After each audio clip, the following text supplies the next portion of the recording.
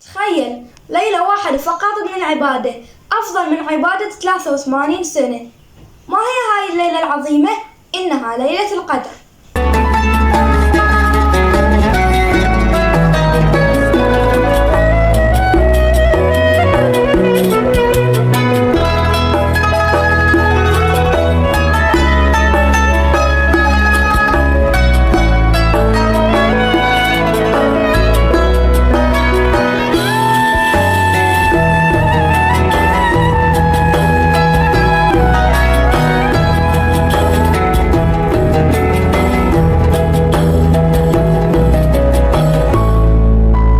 السلام عليكم ورحمة الله وبركاته.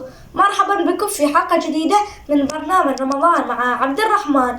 واليوم موضوعنا راح يكون عن ليلة كلش عظيمة. ما هي هذه الليلة؟ إنها ليلة القدر. ليلة القدر هي ليلة مباركة أنزل الله تعالى فيها القرآن إلى النبي محمد صلى الله عليه وسلم، وقد ذكرها في القرآن الكريم في سورة كاملة اسمها سورة القدر. أعوذ بالله من الشيطان الرجيم. بسم الله الرحمن الرحيم.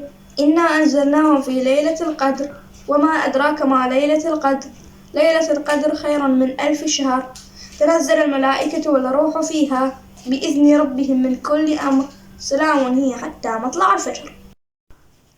لماذا ليلة القدر ليلة عظيمة؟ لأن في هذه الليلة الصلاة والصوم والزكاة والعبادة والدعاء فيها أفضل من عبادة 83 سنة أي 1000 شهر.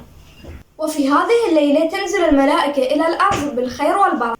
ما هي الأعمال التي يمكن أن نفعلها في ليلة القدر؟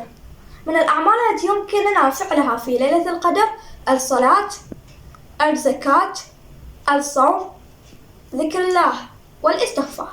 وكان الرسول صلى الله عليه وآله وسلم يجتهد في العشر الأواخر في رمضان. ما هو أفضل دعاء في ليلة القدر؟ علم الرسول صلى الله عليه وسلم عائشة رضي الله عنها دعاء تقوله في ليلة القدر: اللهم إنك عفو تحب العفو فاعف عني. متى تكون ليلة القدر؟ ليلة القدر تكون في العشر الأواخر من شهر رمضان المبارك، تحديدا في الليالي الفردية مثل ليلة 21 وال23 وال25 وال27 وال29. ويجب علينا في هذه الليالي المباركة أن نجتهد فيها العبادة.